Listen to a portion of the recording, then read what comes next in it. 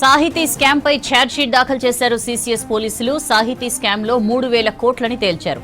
4 ఏళ్ల తర్వాత charge sheet దాఖలు చేశారు పోలీసులు. సాహితీ ప్రీ లాంచ్ పేరుతో మొత్తం 64 కేసులు నమోదయ్యాయి. 64 కేసులపై విచారణ చేస్తున్నారు. అమీన్పూర్లోని షెర్వానీ ఇలైట్ కి సంబంధించి 17 కేసులు నమోదయ్యాయి. 500 కోట్లు వసూలు చేసి సొంత ప్రయోజనాల కోసం వాడుకున్నట్లు సీసీఎస్ పోలీసులు గుర్తించారు.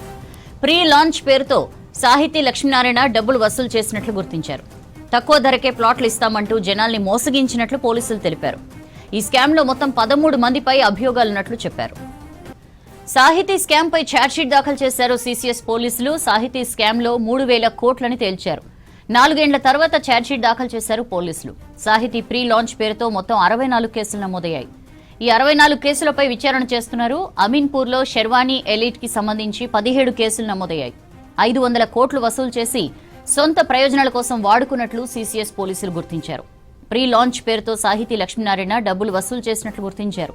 తక్కువ ధరకే ప్లాట్లు ఇస్తామంటూ జనాలని మోసగించినట్లు పోలీసులు తెలిపారు. ఈ స్కామ్ లో మొత్తం 13 మందిపై అభియోగాలున్నట్లు చెప్పారు. డీటెయిల్స్ తెలుసుకుందాం. అజయ్ మనతో ఫోన్ లైన్ లో జాయిన్ అవుతున్నారు. అజయ్, ఈ సాహితీ స్కామ్ పై ఛార్జ్ షీట్ దాఖలు చేసినట్లు తెలుస్తోంది సీసీఎస్ పోలీసులు. ఏంటి అప్డేట్స్? సౌజన్య, ఫ్రీ లాంచ్ ఆఫర్ల పేరుతో అమాయక ప్రజల వద్ద పెద్ద మొత్తంలో కూడా డబ్బులు వసూలు చేసిన సాహితీ ఇన్ఫ్రాకు సంబంధించి గతంలో చాలా కేసులు నమోదయ్యాయి.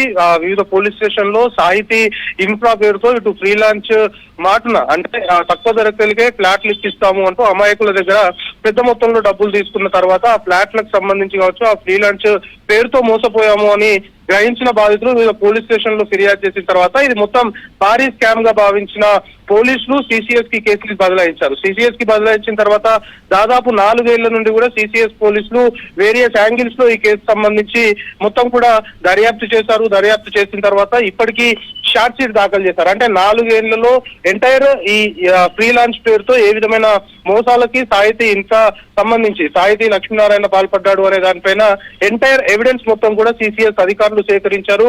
వివిధ ప్లేసెస్ లో ఈ ఫ్రీ లాంచ్ పేరుతో ఇటు వెంచర్లు కావచ్చు, లేకపోతే ఈ విధంగా ఫ్లాట్స్ ఇప్పిస్తాము అని చెప్పి మొత్తం డబ్బులు వసూలు చేసిన తర్వాత మొత్తం కూడా ఠికానా మూసేసుకున్న సిచ్యువేషన్. సో ఈ ఎంటైర్ సాహితీకి సంబంధించిన వ్యవహారంలో ఇప్పటికైతే ఛార్జ్ షీట్ దాఖలు చేశారు. దాదాపు 64 కేసులు ఈ సాహితీ ఇన్ఫ్రాకు సంబంధించి ప్రస్తుతం సీసీఎస్ పోలీసులు విచారణ చేస్తున్నారు. దీనిపైన మొత్తం కూడా దర్యాప్తు చేస్తున్న సిచ్యువేషన్ ఉంది. ఛార్జ్ షీట్ లో కూడా చాలా కీలకమైన అంశాలు, ఏ విధంగా అమాయక ప్రజల వద్ద డబ్బులు వసూలు చేశారు, ఏ విధంగా అమాయక ప్రజల్ని మోసం చేశారు అనే దానికి సంబంధించి మొత్తము ఎవిడెన్స్ సేకరించిన తర్వాత ప్రస్తుతం సీసీఎస్ పోలీసులు ఛార్జ్ షీట్ దాఖలు చేశారు. ఇటు అమీన్పూర్ లోని షెర్వానీ ఎలైట్ కు సంబంధించి 17 కేసులు నమోదు చేశారు. 17 కేసులకు సంబంధించిన ఛార్జ్ షీట్ ఇందులో దాఖలు చేసిన సిచ్యువేషన్. అంటే షెర్వానీ ఎలైట్ సంబంధించి 500 కోట్ల వరకు వసూలు చేసిన తర్వాత అవన్నీ కూడా సొంత ప్రయోజనాల కోసం సాహితీ లక్ష్మీనారాయణ వాడుకున్నట్లు ఫుల్ ఫ్లెడ్జ్డ్ గా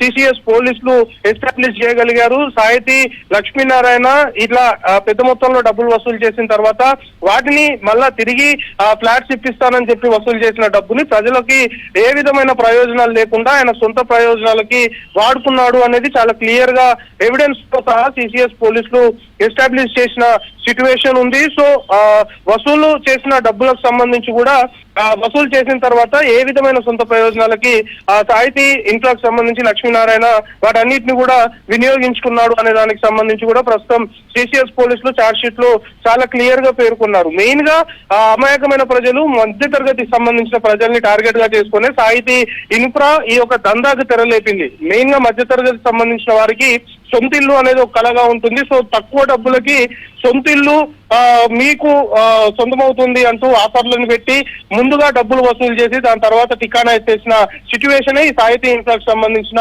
కేసుకు సంబంధించి మెయిన్ మోటో అన్నమాట. సో దానికి సంబంధించి పూర్తి స్థాయిలో కూడా దర్యాప్తు చేసిన తర్వాత ఆల్మోస్ట్ 4 ఇయర్స్ ఈ మధ్య కాలంలో ఇలాంటి ఫ్రీ లాంచ్ మోసాలు హైదరాబాద్ లో చాలా తెరపైకి వచ్చినప్పటికీ కూడా ఈ సాహితీ ఇన్ఫ్రాకు సంబంధించిన మోసము ఒక భారీ స్కామ్ గానే సీసీఎస్ పోలీసులు కూడా భావిస్తున్నారు. ప్రస్తుతం ఛార్జ్ షీట్ లో కూడా సాహితీ స్కామ్ మొత్తం కూడా 3,000 కోట్లకు సంబంధించిందిగా ప్రస్తుతం సీసీఎస్ పోలీసులు ఎస్టాబ్లిష్ చేయడంతో పాటు ఇటు సాహితీ స్కామ్ సంబంధించి మొత్తం 13 మంది నిందితుల పైన అభియోగాలు కూడా నమోదు చేశారు. ఇంకా ఈ కేసు సంబంధించి అంటే ఛార్జ్ షీట్ లో ఫుల్ ఫ్లెడ్జ్డ్ గా ఏ విధంగా ఫ్రీలాన్స్ పేరుతో మోసాలకి తెరలేపారు, దాని తర్వాత ఏ విధంగా దాన్ని ఎగ్జిక్యూట్ చేశారు, ప్రజల్ని ఏ విధంగా మోసం చేశారు అనేది మొత్తం కూడా ఛార్జ్ షీట్ లో ఎవిడెన్స్ సంబంధించి మొత్తం కూడా సిసిఎస్ పోలీసులు పొందుపరిచిన సిచ్యువేషన్ ఉంది. ఇంకా ఈ కేసు సంబంధించి వివిధ రకాలుగా అంటే దాదాపు 64 కేసులకు సంబంధించి ఇంకా విచారణ కొనసాగుతుంది. సో 4 ఏళ్ల తర్వాత ఈ ఎంటైర్ సాహితీ ఇన్ఫ్రాకి సంబంధించి ఫ్రీలాన్స్ పేరుతో అమాయక ప్రజల్ని మోసం చేసిన కేసుకు సంబంధించి ఎటకేలకు